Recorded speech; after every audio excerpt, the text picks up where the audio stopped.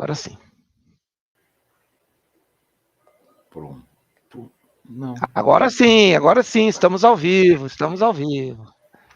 Deu uma pequena pane de operação aqui no OBS, por este que vos fala. Então, ficou a tela preta aí no comecinho, mas já está resolvido. Então, gente, e aí? Sérgio, vamos começar hoje com tudo, né? Bora, hoje tenho aí uns conteúdo especial. Na verdade, é uma...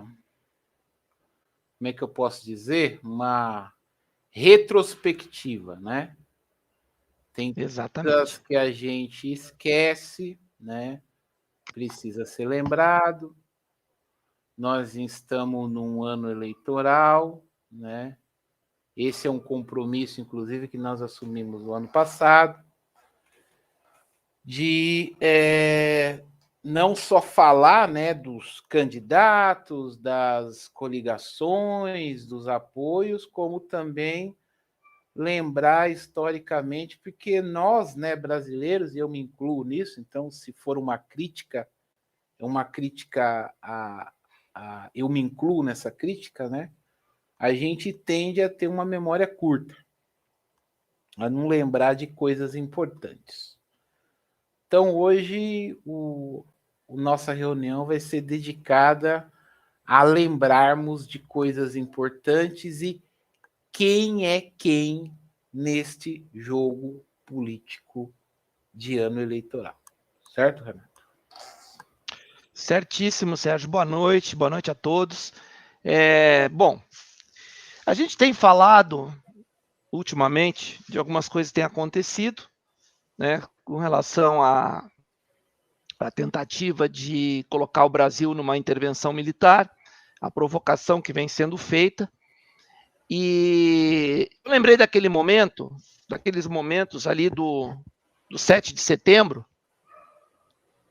onde o nosso dileto presidente de honra do PTB, né, vulgo Bob Jeff, ou Leão Conservador, ele soltou uma carta, né, que depois ele disse que a carta foi vazada, que não era para ser publicada, que era uma carta interna. Aí ele soltou no mesmo dia uma outra carta, se desculpando por algumas coisas. Nós vamos ver isso para frente. E eu digo, eu vou fazer um revival desse tempo, vou ver o que... E aí eu cheguei a uma conclusão, vamos puxar um pouco mais para cima. O miolo da reunião serão as cartas desse período do 7 de setembro. Mas a gente precisa contextualizar com algumas coisas que ocorreram antes.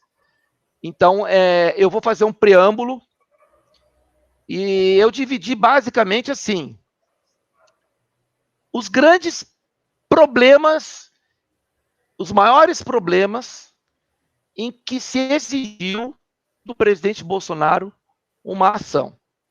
Nós temos um período ali entre abril, maio e junho de 2020, um período extremamente complicado, onde tudo que podia acontecer ao mesmo tempo, eu julgo como o pior momento do governo Bolsonaro, aparentemente, né? Estando de fora pela conjunção de fatores negativos que ocorreram naquele momento.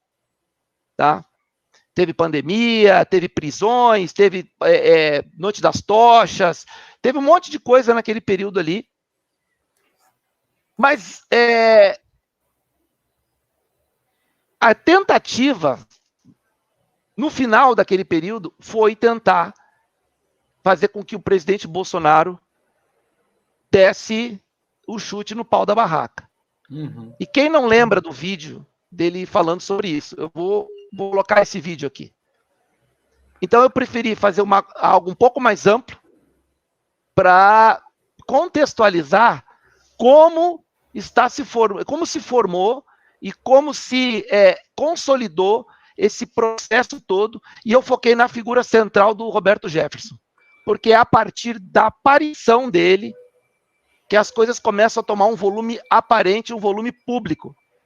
Havia ali dentro do governo Bolsonaro algumas cisões internas, o Moro, uma treta com aquela questão da pandemia, mas quando o Bob aparece no cenário, a coisa ganha um contorno público. Diga, Sérgio. Na verdade é assim, né? A gente vai mostrar o quebra-cabeça, né?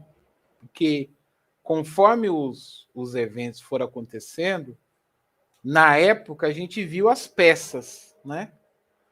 Mas a gente não olhou de longe para ver como é que essas peças se juntavam e o que ela formava, né? No quebra-cabeça. Eu lembro até que no dia 7 na semana do dia 7 de setembro, eu fiz um Twitter onde eu descrevia que haviam 2 grupos no Brasil, né?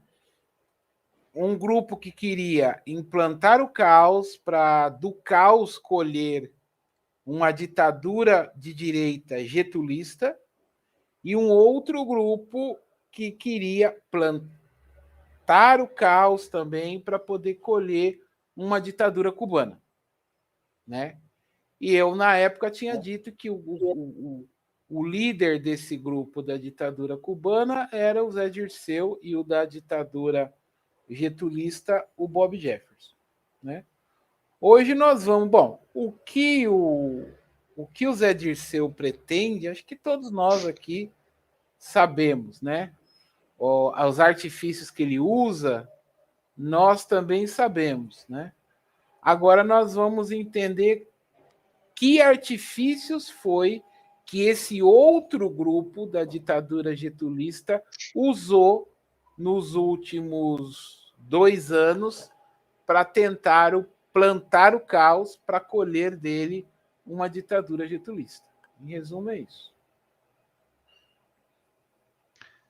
Bom, vou começar mostrando aqui, resumidamente. Eu primeiro gostaria de fazer um agradecimento, né, sincero, um agradecimento profundo aqui para minha amiga Sandra. Ela tá mandando um material aqui fantástico e eu me inspirei, eu ampliei o que ela me mandou, mas eu me inspirei justamente no que ela me passou com relação a esse momento do 7 de setembro. Quando ela me passou esse material, eu comecei a reviver aquilo que aconteceu. Eu digo, olha, isso aqui tá fechando com alguma coisa que eu já tinha imaginado, nós já tínhamos conversado aqui sobre essa tentativa de construir uma situação para emparedar o presidente, levá-lo ao caos. E quando eu vi aquele material, aqueles prints que ela me mandou, da repercussão daquela carta, né, do Roberto Jefferson, isso em outubro de 2020,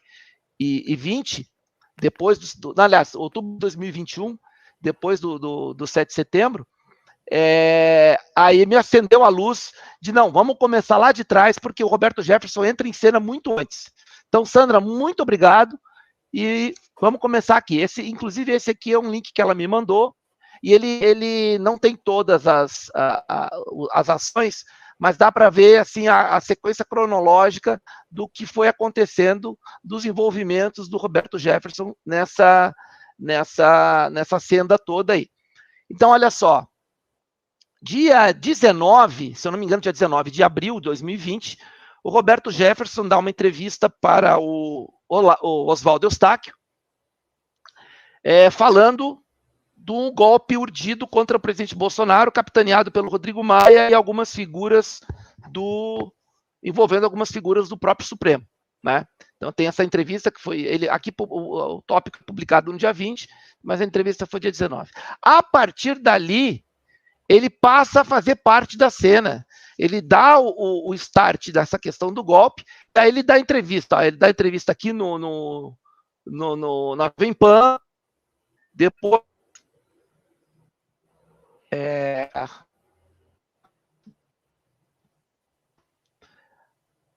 aí depois ele vai na Leda Nagli, certo? Aqui tem uma outra matéria, aí começa, o assunto começa, isso aqui já é em maio, né? O assunto começa a fervilhar, né? Ele volta à cena em maio de 2020. Nesse período, nós vamos ver daqui a pouco, ele já estava chegando no presidente Bolsonaro as primeiras vezes para tentar levá-lo para o PTB. Então ele começou publicamente, né, as primeiras imagens públicas e encontros públicos que foram veiculados foi nesse período aí, né, entre abril, maio, junho. De novo, ele aparece em julho. Aqui tem uma entrevista dele no Terça Livre. Eu não sei se foi nessa entrevista ou foi numa outra entrevista, em que, inclusive, ele comenta lá fala para o Alan dos Santos que aquilo que estava acertado já estava resolvido, ele já estava preparando alguma coisa. Teve um papo meio assim, tipo, o combinado está preparado. Foi mais ou menos assim, nessa linha. Não sei se foi nessa entrevista aqui, eu assisti ela um pedaço agora, mas eu não lembro se ele deu mais alguma entrevista. Pode ser, inclusive, nessa aqui. Eu acho que ela não está completa no link. Depois ele vai... essa matéria aqui do Terça Livre, foram aquela coisa toda da perseguição, que a gente sabe, né?